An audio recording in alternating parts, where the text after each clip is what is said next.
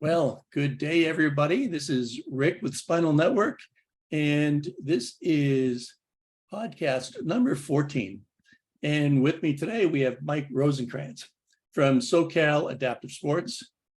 And but first of all, I'd like to describe myself for those who may not be able to see the screen, or maybe they're listening to this podcast.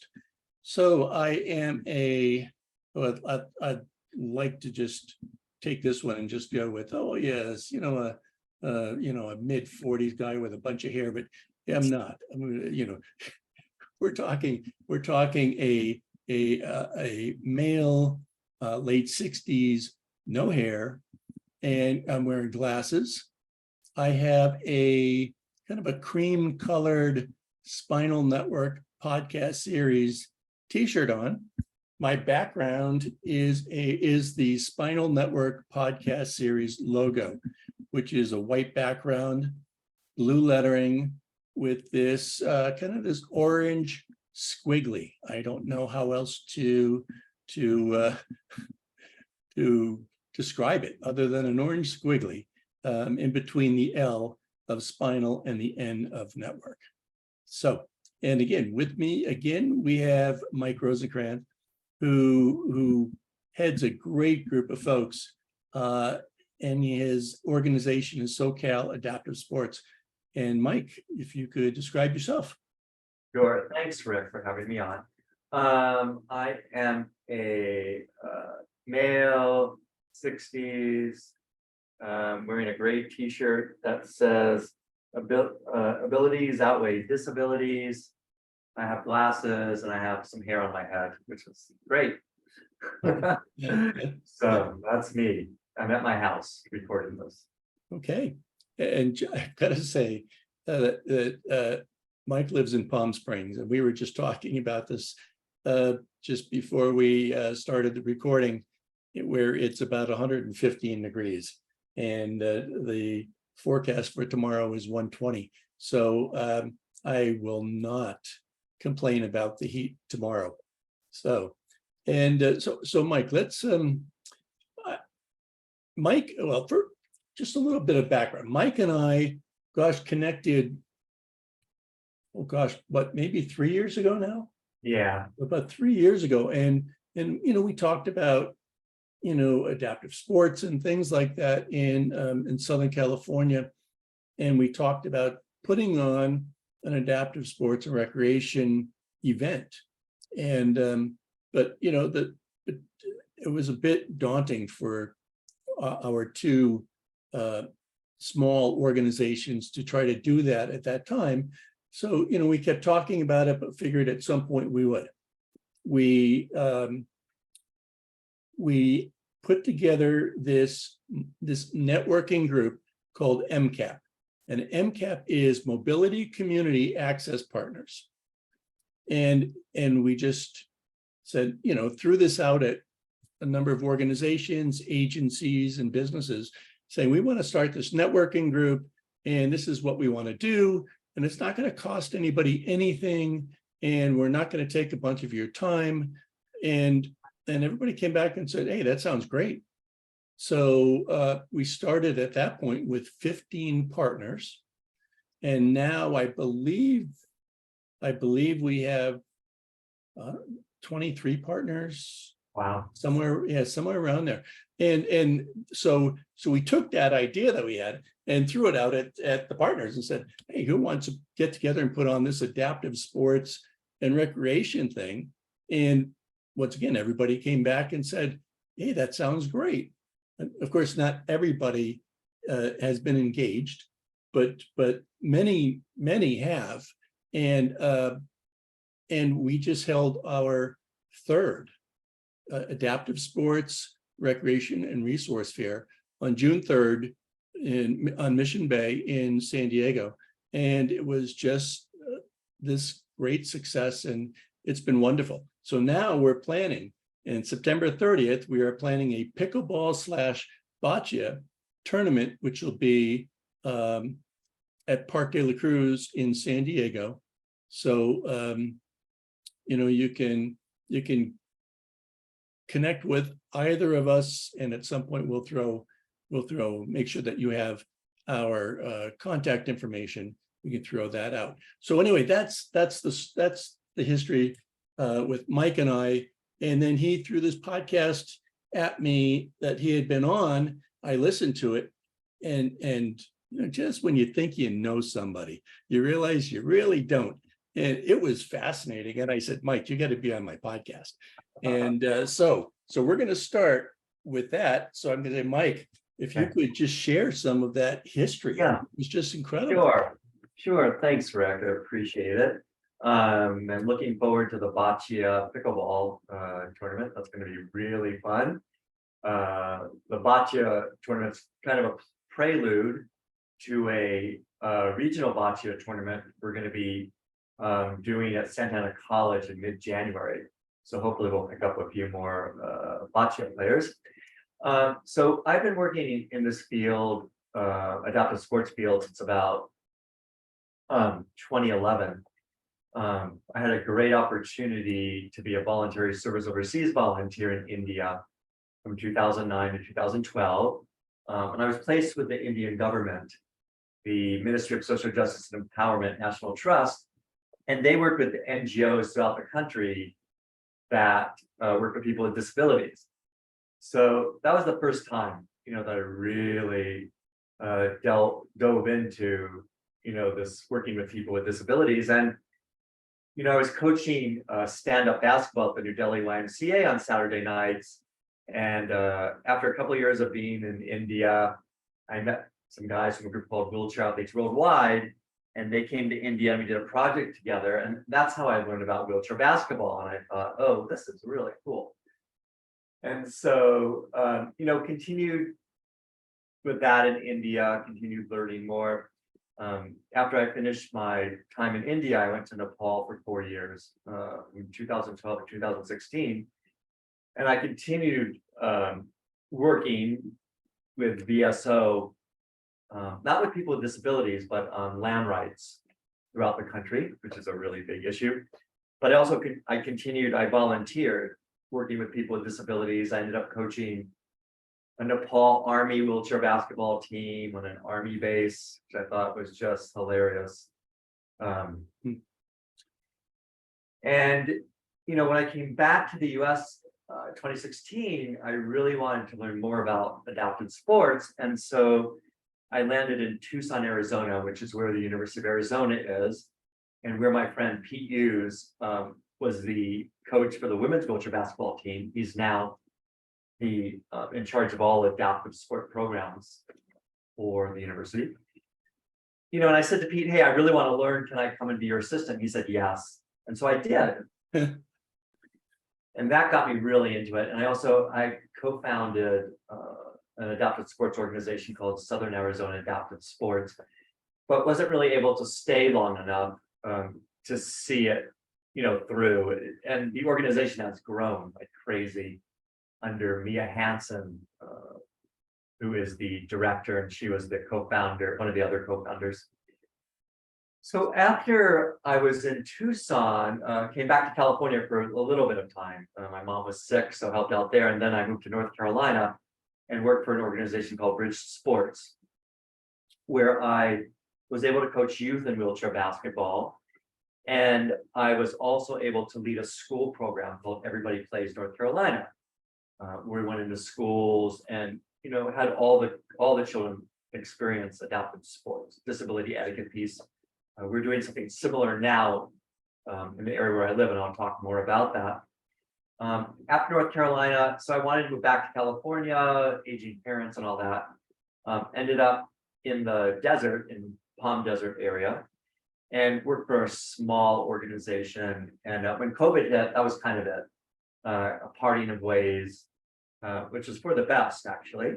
And then in May of 2020, co-founded and incorporated SoCal Adaptive Sports, and just haven't really looked back. And we're really, at times I'm just amazed. I mean, all the time I'm amazed, which is growing. Our partnerships are growing. The number of athletes that we're serving is growing.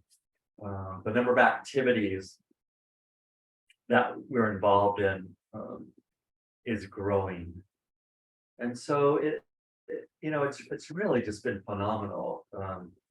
Just to be part of this. I mean, obviously I've grown too, spiritually, in just doing this work. So it's all, yeah, very positive stuff. Very positive.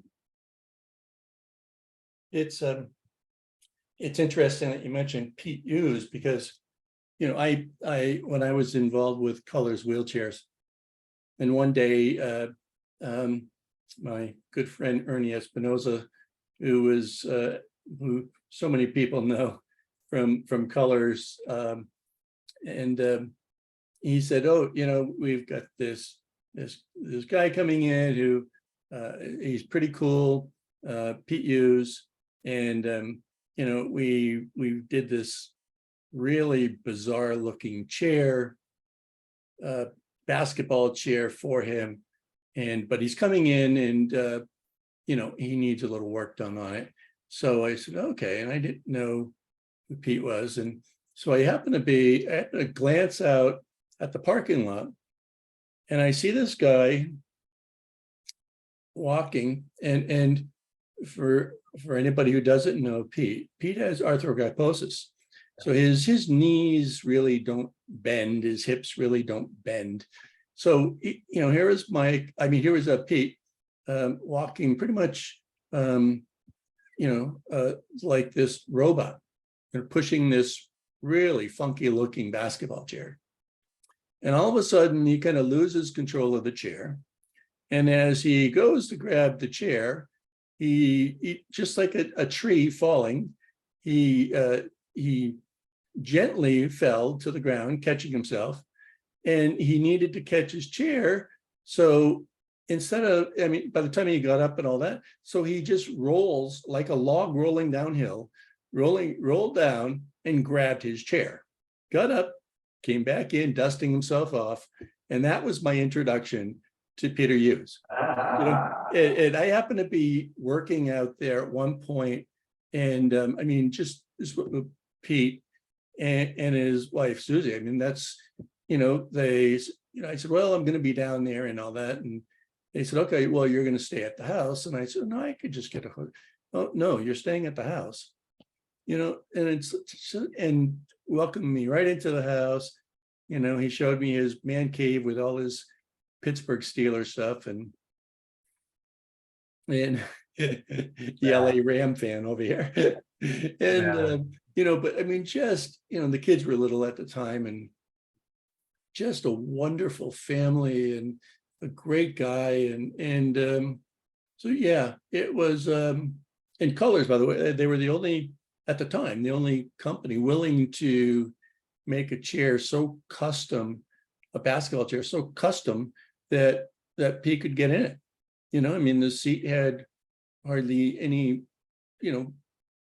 bucket to it. It was pretty much from the top of the backrest to the footrest was just a bit of a slope, and that was it. But he would get in there, lock himself down, and he was good to go. So, and he has done so many wonderful things with wheelchair basketball, and and at the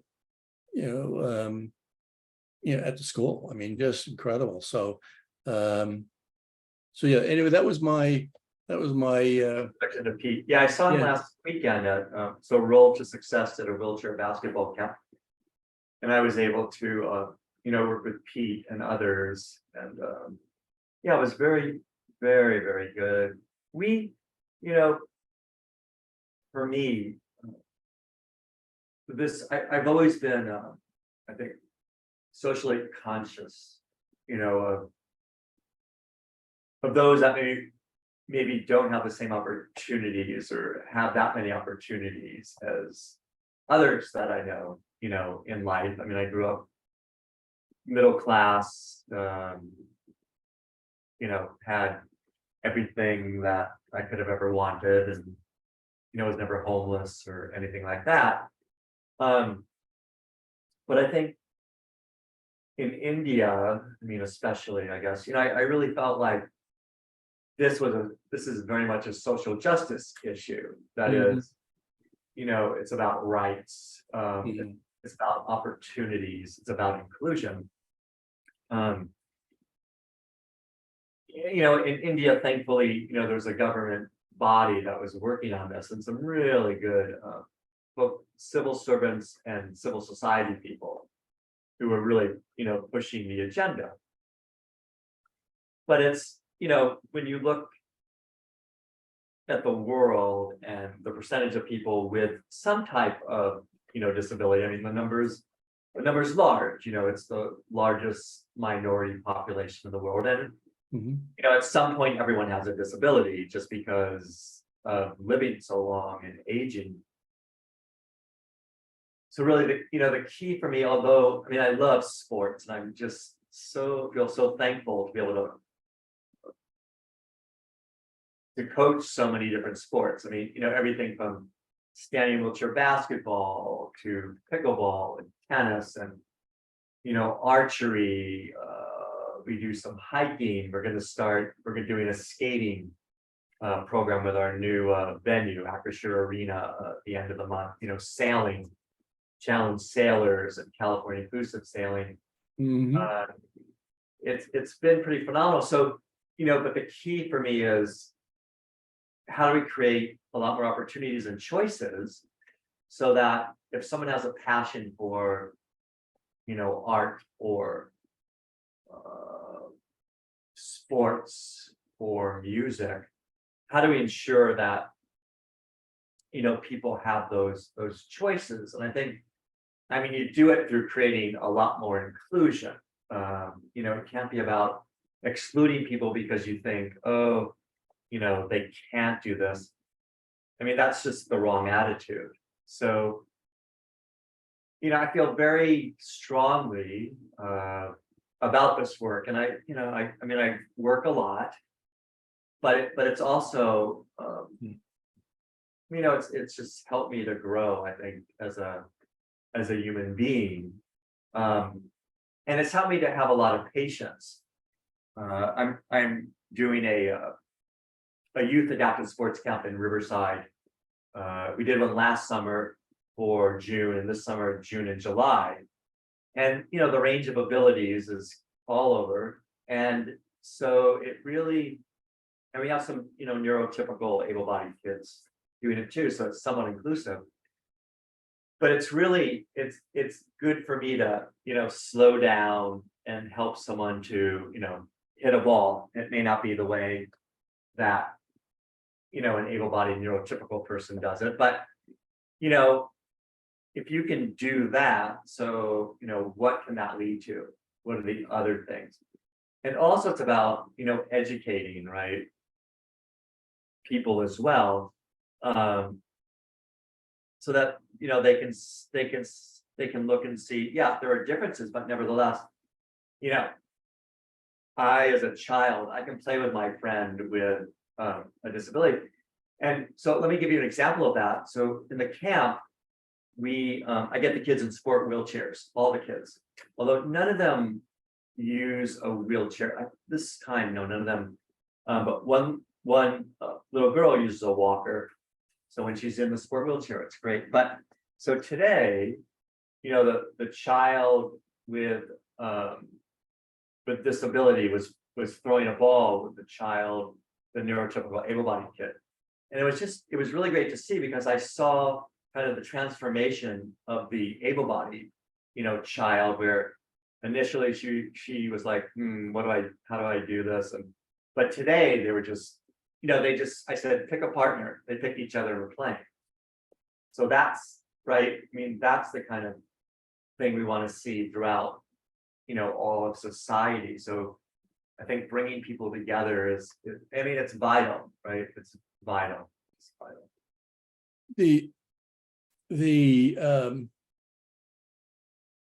the impact, the positive impact on whether it be a sport or some recreational activity or music or art, but when there's an inclusive environment, the positive impact. I mean, you're talking, this new self-esteem, this new sense Yeah. of confidence, Yeah, all of these things that person now can take yeah, with them to the yeah. next part of their journey.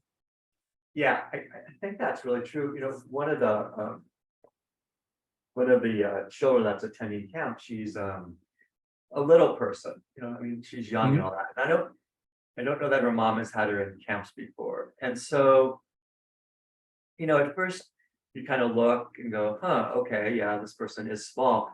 But then, what comes out of this little girl is this spirit, to do whatever. I mean, when I say to the kids, give me a fist bump, I mean, she's like, ah. Mhm. And so I think you hit upon something, Rick, which is, you know, what percentage of the population plays sports, right? I mean, it's got to Mhm. be a large percentage. And so, you learn how to work with other people. You build self-confidence. You learn when to lead and when to, like kind of follow, or you learn how to be part of a team. And so if people don't have those opportunities to participate, so they're missing out on all of that. And where do Mhm. they learn that? Um, maybe from the family, maybe at school. I don't know, but I think being able to participate with others is really, really vital. So, the child with disability might say, I'm not that different. I mean, you know, this person can't throw a ball, and I can throw a ball, maybe not as far, but okay, you know, I can do, as opposed to I can't do. So it's really, I see that, in the camp, or I see it. I'll talk a little bit about our school program. So it's called Sports for Everybody. We're currently working with Coachella Valley Unified School District, Mhm. which is in the eastern part of Coachella Valley, and they've just welcomed us with open arms. And we've worked with, to date, over 2,300 children. And so we go into the school, and during a 45-minute, 50-minute class period, we'll work with a couple of classes, 50 children, and we have the children push in a sport wheelchair. They'll play sitting volleyball, and they will also play boccia with their non-dominant hand, and we'll blindfold them too, and we rotate them around. And so all the children get an appreciation, and usually, the able-bodied kids are like, boy, this isn't so easy, or you explode these myths or contradictions. Three of the staff that work with me are people with disabilities. One person's spina bifida, two others visual impairment. And I'll say to the children, hey, so what sports can't these guys do? They're like, you can't do this, can't do this. And I'll say, hey, what sports do you play? And the people who are working with me, one guy, visual impairment, will say, well, I jumped out of airplanes, or I do archery. For the person who works with me, Melissa with spinal bifida, I'll say to the kids, do you think she can drive? And some will say, well, and then Melissa will point to her car and say, well, I drove that cross country to get out here to live in California.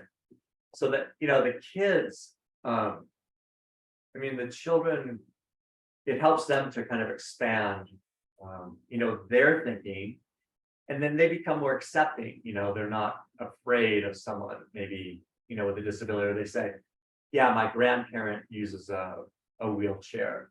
So it's a really, I found it a really powerful program, and I'm hoping, we can do it in other parts of not only Coachella Valley, but throughout Southern California.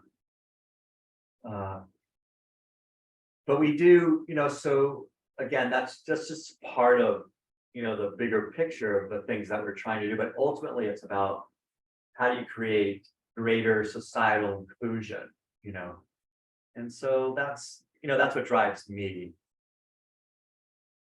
Well, Mike, the question whenever, I know because, I'm involved with a nonprofit, but maybe some of the folks that are listening or Yeah. for the folks that are maybe watching the video of this, I mean, how do you fund your programs?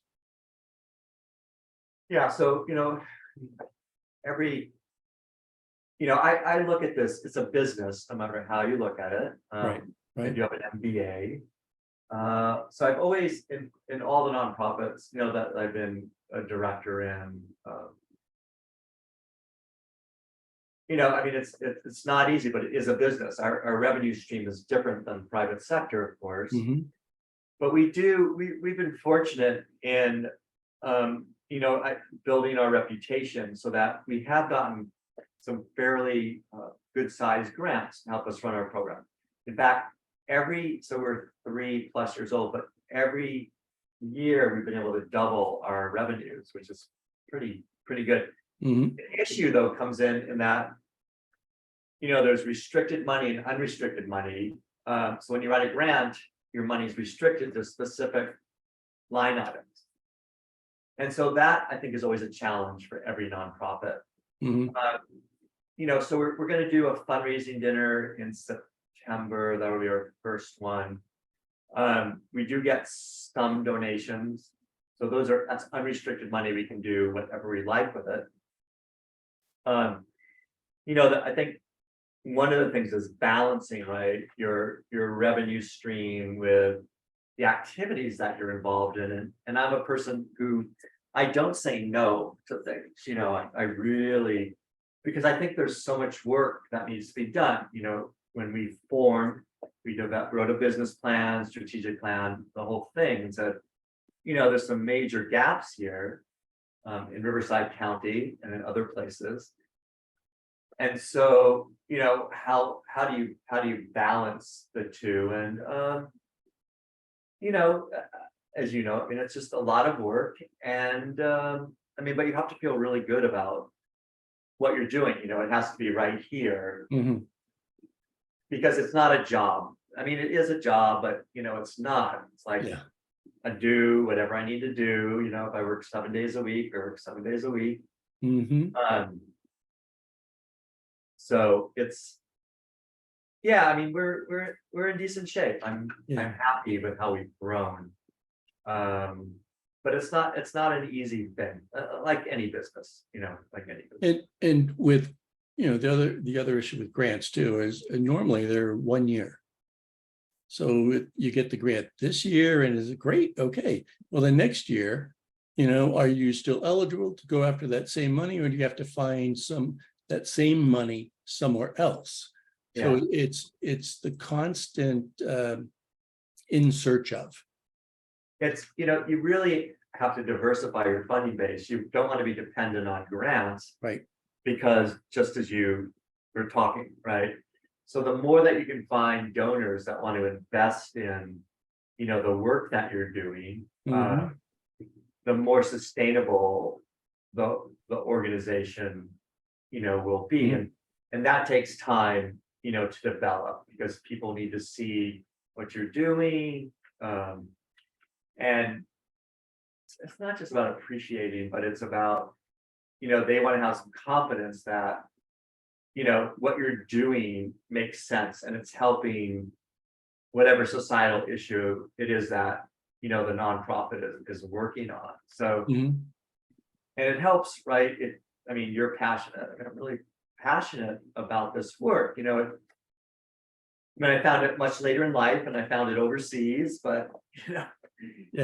nevertheless, it's this thing with me. And I know in whatever form, whether it's volunteer, whether it's paid, I'll probably be doing this for the remainder of my life. And, at some point I'll be playing wheelchair basketball because I need to use a wheelchair. Yeah. So, I mean, I play now, but, so, yeah.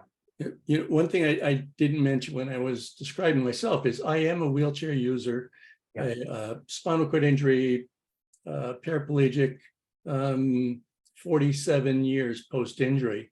And it's funny because when you talk about, that, everybody at some point is going to have a disability. Yeah. So we used to refer to able-bodied folks as tabs, temporarily able-bodied, because you just never know at some point.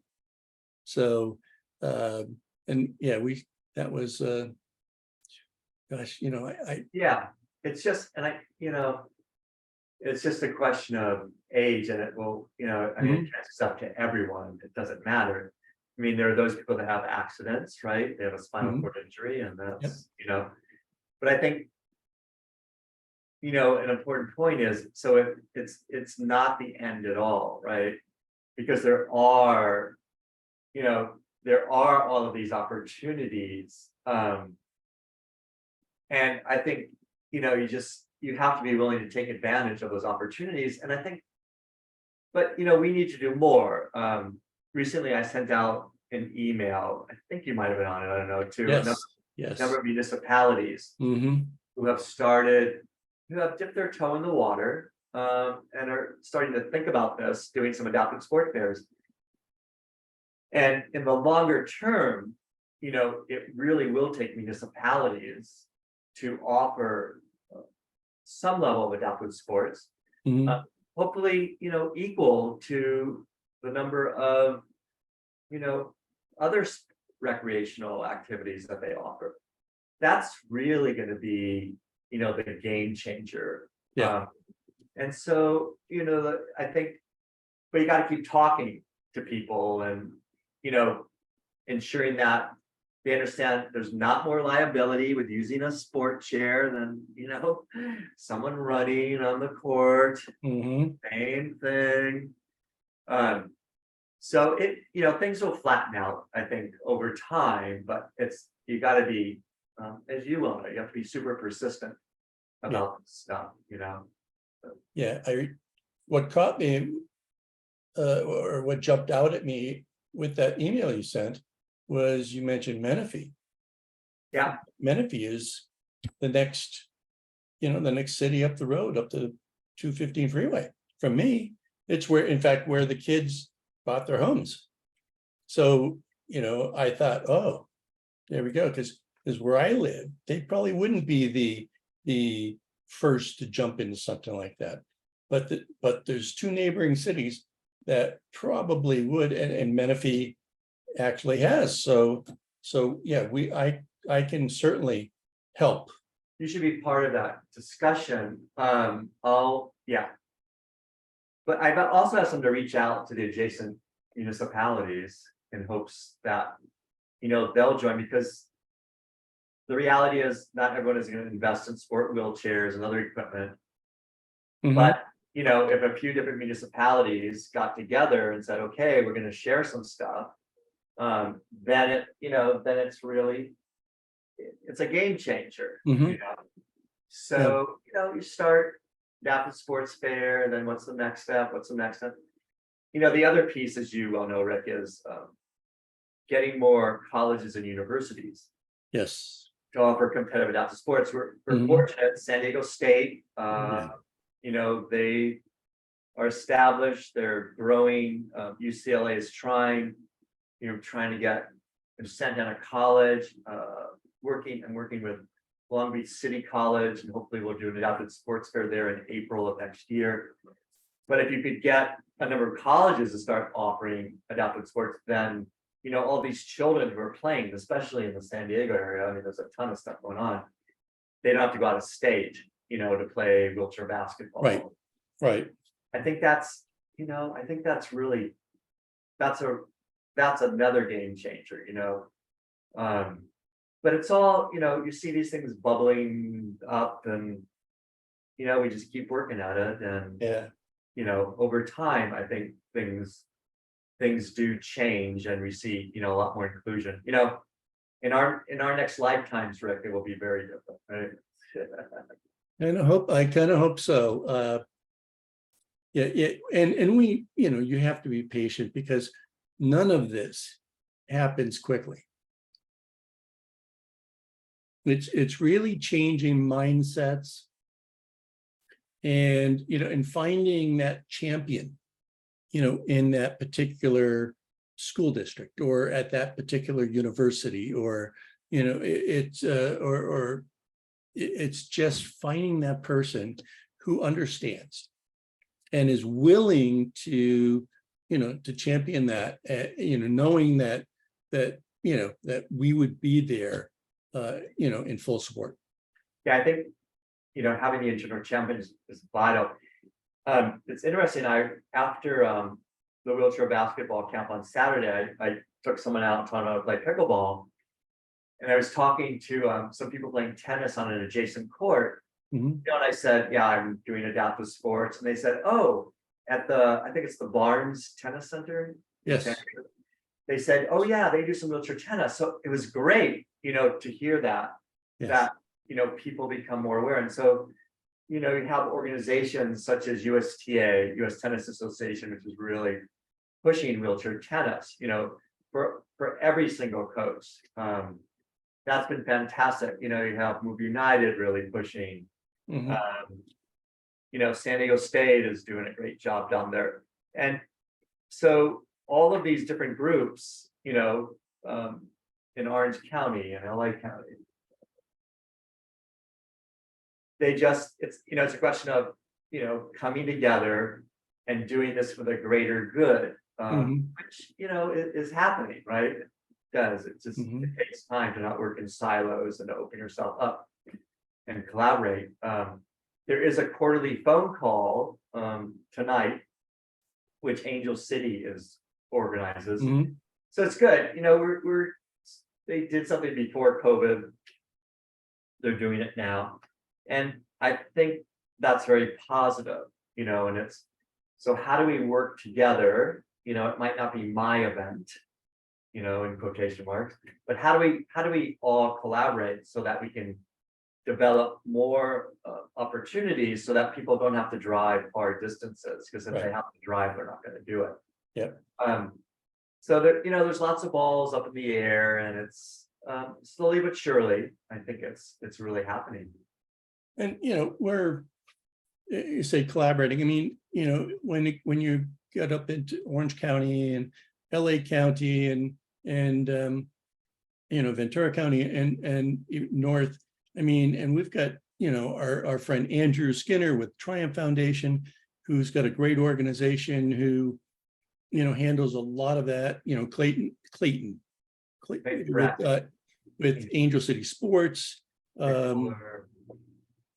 Yeah, and one thing as we head to into wrapping this up, but I was thinking just earlier today, and one thing that still kind of bothers me is even when we do our adaptive sports recreation fair, and there's this population of higher level quads in power chairs, and how we need to, whether we figure a way to adapt certain things or we connect with some of the organization, but we need to offer, I feel, more opportunity for those folks. Yeah, well, that's why, bocce is such a really great game, developed for people with cerebral palsy, but, you can use a ramp with an assistant, you can use a head pointer. So really, everyone can play that game. I think, power soccer, I was watching, I had befriended some people in Japan who played power soccer, and I know some people in the US too. But there was a documentary made about their work, and I was amazed by the people who were playing who didn't have a whole lot of movement anywhere, but yet they could still play this game. So I think you're right, and it's at the adaptive sports fairs. I mean, how do we, let's offer this, right? So that again, it's not only inclusive of the able-bodied neurotypical community, it's inclusive of our community, right, as well. Right. And I think that's super important. I mean, look, there's elite athletes, no matter what your ability, if you use a sport chair or whatever, they're just in a different class. But for the rest of us, it's a recreational kind of thing. And it's like, yeah, how do we adapt things so that everyone, can participate? Archery, right? If you're paralyzed on one side, you can hold the bow and then use your teeth to pull back the, Mhm. you know, the string and all that. Yeah. It's very possible. I think we have to make more of an effort to do that. And I think I think we're at that point where we have a lot of these other things in place, or they're getting more situated and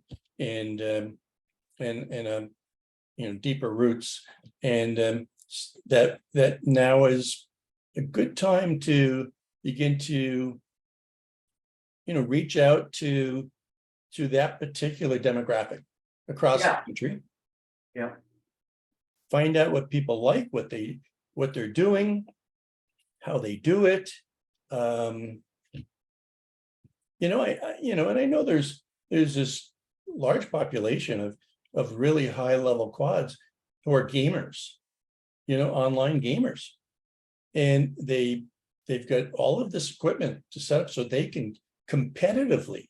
I mean, they're going up against, and you don't know who you're going up against, but they're competitive in their gaming. And well, great, that's great. But how about you come out of your house and come out to this great place on Mission Bay and enjoy, time with all of these other folks in this great, social, with all the social interaction going on, and try something else. Yeah, because it's not only about, the physical health, it's social and Mhm. emotional too. Today, interesting today after the camp, so this big truck came out and it had all these video games in it. And so all the children after the camp, they went into this thing with, multiple flat screens, and they were playing whatever the heck they play. But maybe that's something we could talk more about Yeah. getting or doing Yeah. in our next sports fair. But the sports fair is great, and it, will continue, and then it's offering these consistent adaptive sports, which is the real key, which I know San Diego Parks and Recs is doing a lot. I mean, Mhm. I guess Azra's doing a bit. I mean, JT's trying to do more. So I think that's the real key. That's going to change things a lot. And all those folks that you mentioned are all partners. Yeah. with MK. So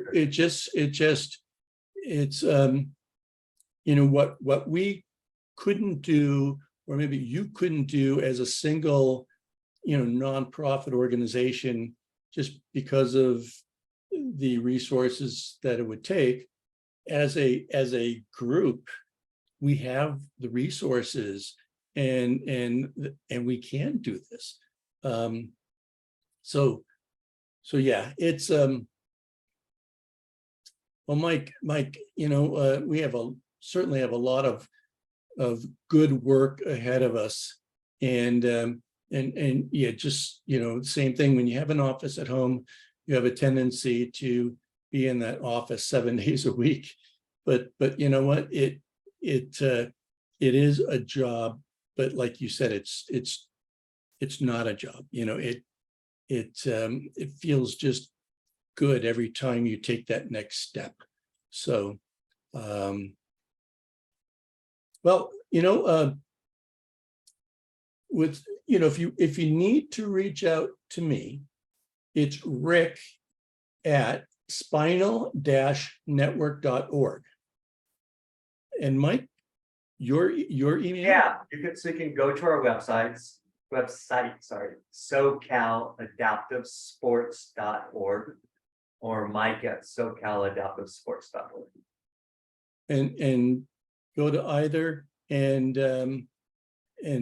I will also this podcast goes out on many different platforms, and in the description I will be sure to have both of our contact information will be listed there. So if you have any questions at all, don't hesitate to reach out. And Mike, thanks so much. I really appreciate your being on here, and it's it was fun. The time flew by, and actually, if you could just hang in there for a second after we bid everyone farewell. So, and with that, I bid everyone farewell. Thank you so much for joining us, and share with your friends if you think that they may enjoy this podcast or any of the others. So thank you.